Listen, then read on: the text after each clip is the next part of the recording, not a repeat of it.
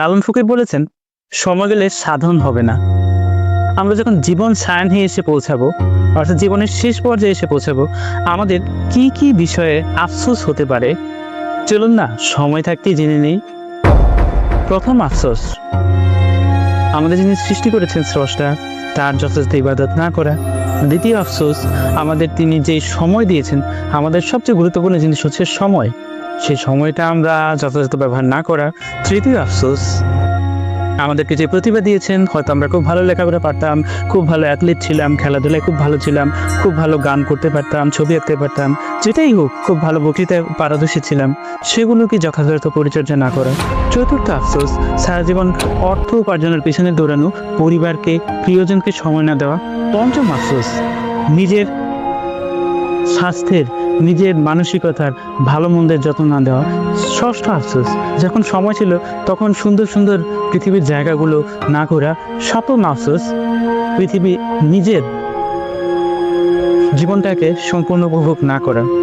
তো চলুন না জীবনটা শেষ হয়ে যাওয়ার আগে এই বিষয়গুলো আমরা একটু যাচাই করে নিই, যেন আমরা জীবন মৃত্যুর কাছাকাছি যখন চলে যাব তখন যেন আফসোসটা একটু কম হয়। তো চলুন শুরু করা যাক। হারিয়ে যেও না অন্ধকারে, সাফল্য আসবে তোমার দ্বারে। স্বপ্ন ছোঁয়াই আসল কাজ, সাথে আছে বিসিএস ভাইয়াজ।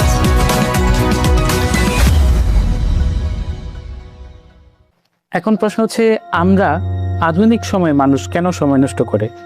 এর কারণ হচ্ছে, মানুষ যখন শিকার করত, খাদ্য সংগ্রহ করত, তখন আসলে মানুষের জীবন ধারণটা খুব কঠিন ছিল। কিন্তু বর্তমানে আপনি যত অভাবী গরিবই হন না কেন, আপনার আসলে বেঁচে থাকার জন্য খাবার আছে, আপনার মাথার উপরে একটা ছাদ আছে, আপনি নিজে ইনকাম করেন বা আপনার বাবা ইনকাম করুক, আপনি কিন্তু খেতে পারছেন, সেটা যাই খান খেতে পারছেন, এবং আপনার হাতে একটা স্মার্টফোন আছে।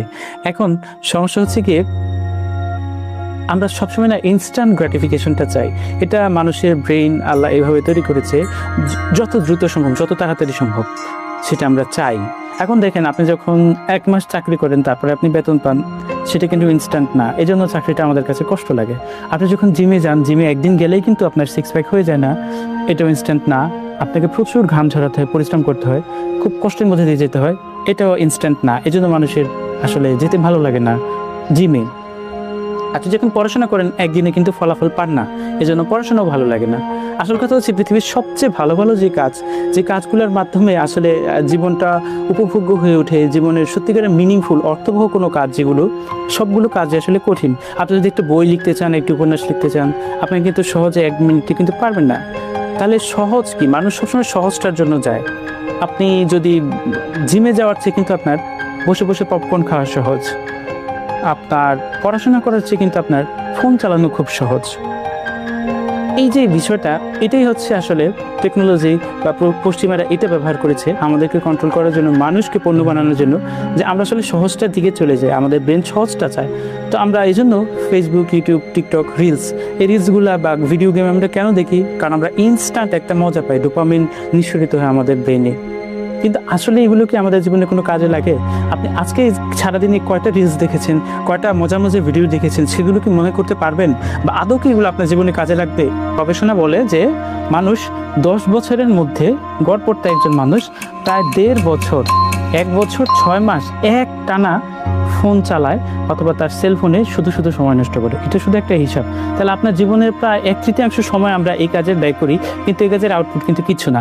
আমাদের মনে হয় যে আমি আসলে রেস্ট নিচ্ছি, আমি আসলে বিশ্রাম করছি, কিন্তু বাস্তবতা হচ্ছে এই, আমরা যখন ফোন চালাই, সেলফোন চালাই, তখন আমাদের বিশ্রাম হয় না। আমরা যখন ভিডিও গেমস খেলি, তখন আমাদের মোটেই বিশ্রাম হয় না।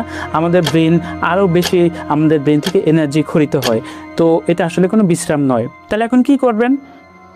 আপনার ফোনটা দূরে ফেলে দেন, আপাতত ভিডিওটা দেখেন, ভিডিওটা ডাউনলোড করেন এবং তারপরে যেটা করবেন সেটা হচ্ছে আপনার সবচেয়ে বড় বন্ধু হচ্ছে পেন অ্যান্ড পেপার। একটা কাগজ নেন, একটা কলম নেন।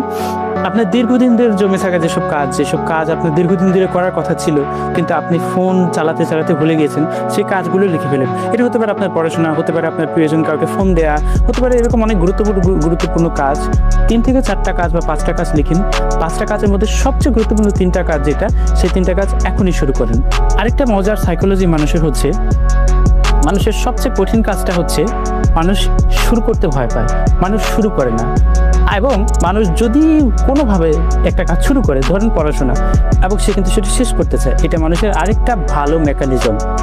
এখন আমাদের ব্রেইন যখন ফোনে ডুম স্ক্রলিং করা শুরু করে তখন আমাদের ব্রেন কিন্তু বুঝে না, এটা কিন্তু এন্ডলেস। আপনি সারা দিন চালাইলেও কিন্তু আপনার ফেসবুকের যে নিউজ ফিড সেটা শেষ হবে না। তার মানে আমাদের ব্রেন কিন্তু বুঝতে পারে না এটা আসলে শেষ কোথায়, এই জন্য আমরা ঘন্টার পর ঘন্টা কিন্তু চালাতে থাকি।